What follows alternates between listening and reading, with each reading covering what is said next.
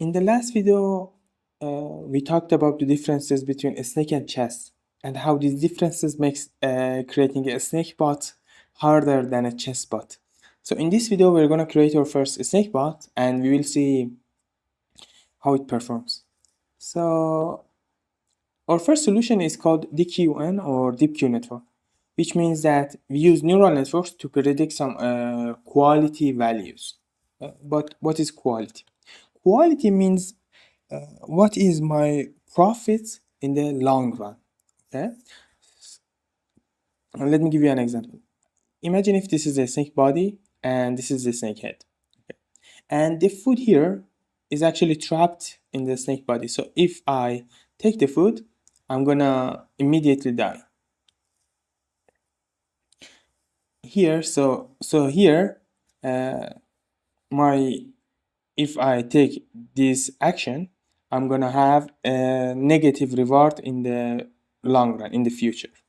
So how can we model this? We model it with something called a Bellman equation. This Bellman equation tells you that the quality for different actions based on the current situation or state is equals some immediate reward plus uh, or predicted maximum profit in the new state. Okay, so we use here it might be interesting because we use the model itself to uh, learn. Okay, as you see, we have Q here and Q here, and both of these Qs are predicted by the network. So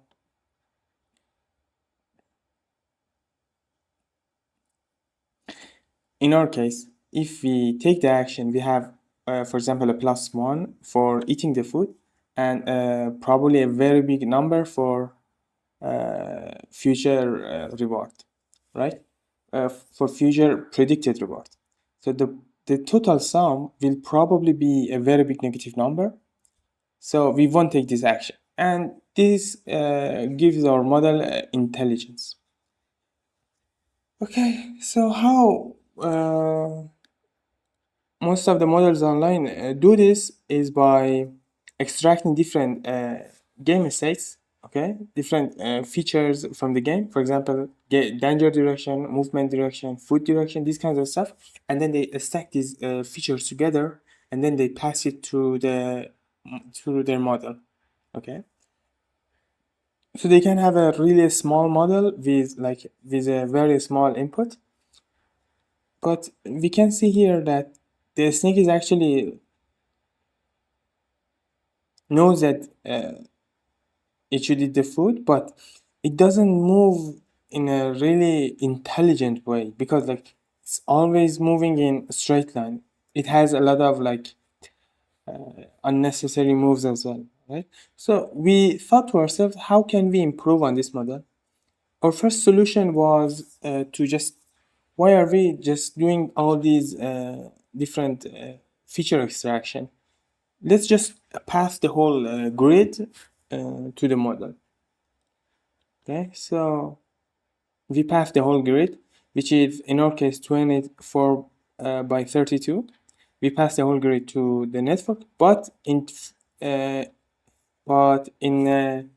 four a stacked frame. Okay, so why we have 4 frames? The reason is because if I, for example, pause here, how can my model know which part is the snake head and how the snake is moving?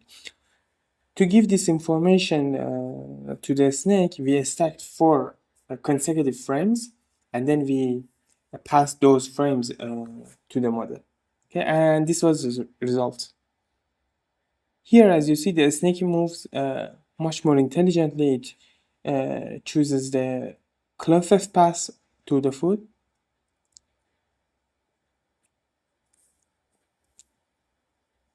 Okay, so our model is you could say our model can see right now. So one main problem with this model is that previously here we had about 20 inputs, okay? But now we have 3000 inputs. So this model is much more complicated compared to previous model, and not just the input, the model itself is much bigger. So the previous model was trained for 1000 games in 1 hour, and it kind of plateaued. But here we trained the model for 5000 games in like 5 hours, and the model is still has room for improvement. Okay, so uh, how can we make this model better? How can we uh, do more? Because in our case, we want a model that can actually like fill the whole screen. Okay, we want it to beat the game. So what can we do?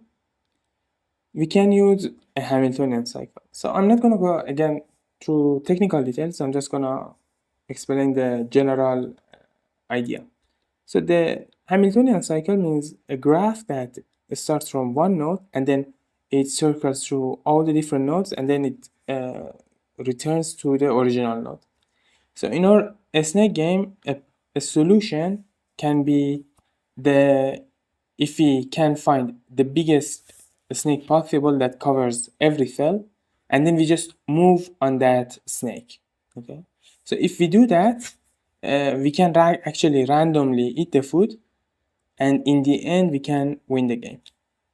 Okay. So here our snake sweeps the screen from top to bottom, and then it goes to the top and starts again.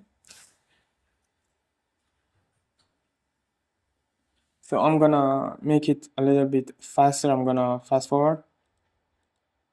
So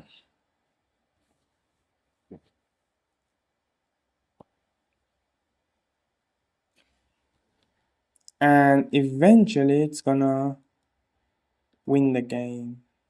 So are we done? The problem is that first of all, it's not intelligence. It's just an algorithm, right? So it's not really interesting. Another thing is that because our board is simple, it's just a rectangle. Finding a Hamiltonian cycle is easy, but in general, finding a Hamiltonian cycle is NP hard, which means it's almost near impossible. So if I, for example, here I add some obstacles, uh,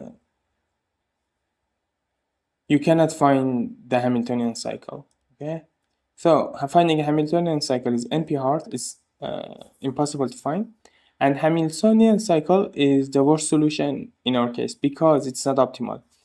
Eating one food on average takes half the cycle. So what we want is that we want an optimal solution and a solution to an almost impossible question. So we need improvements. How can we do more?